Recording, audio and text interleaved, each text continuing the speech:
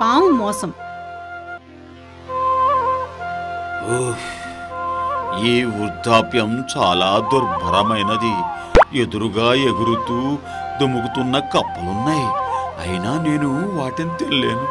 కానీ ఈరోజు నేనొక ఎత్తుగడ వేశాను.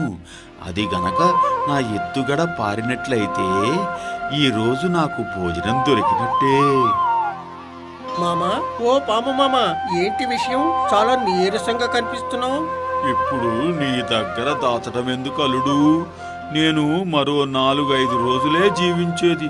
ఈ మాత్రం దానికి నా పొట్ట కోసం వేరే జంతువుల్ని హింసించి పాపం మూట కట్టుకోవడం దేనికి? నీకెవరు చెప్పారు నువ్వు 4-5 రోజులే బతుకుతావని? అల్లుడు, నిన్న నేను నా ఆహారం కోసం ఒక కప్పను పట్టుకోబోయాను. అప్పుడది బ్రాహ్మణులు భజన చేస్తున్న చోటికి వెళ్ళి ఎక్కడో దాక్కుంది. అప్పుడు ఏమైంది మామా? నేను ఆ కప్పను వెంబడిస్తూ నా అజ్ఞానత వల్ల ఒక బ్రాహ్మణి కుమారుడు వేలుని కాటు వేశాను. అప్పుడు ఆ బ్రాహ్మణుడు కోపంతో, ఏ కప్ప కోసమైతే వచ్చావో నువ్వు నా కుమారుని కాటు వేశావో ఆ కప్పలకు వాహనముగా ఉండు అంటూ నాకు శాపం ఇచ్చాడు.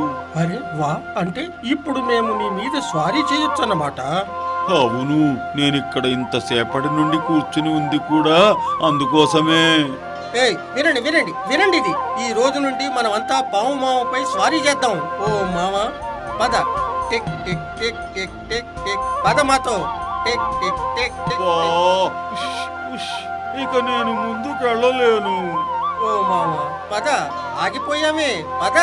అల్లుడు, ఆకలి, అలసట మరియు బరువెత్తటం వలన నేను ఒక్క అడుగు కూడా ముందుకు వేయలేను. నీకు ఆకలిస్తే మాకేమిటి? నీవు మా వాహనం అంతే, మమ్మల్ని తీసుకెళ్ళు. నేనిప్పుడు మిమ్మల్ని తీసుకెళ్ళలేను.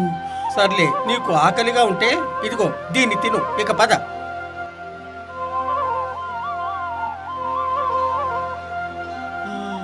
దీనితో నా కడుపు నిండదు. వీటన్నిటిని తిను, కానీ ముందుకు వెళ్ళాలి.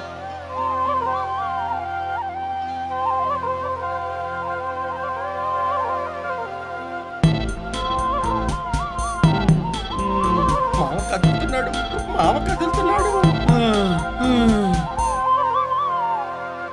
మళ్ళీ ఏమైంది?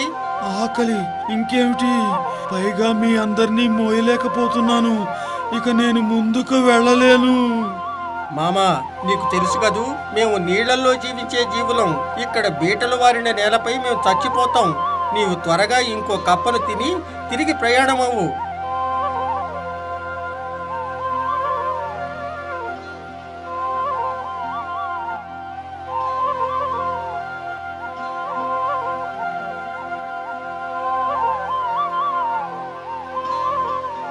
నేనెంత తెలివైన వాడినో!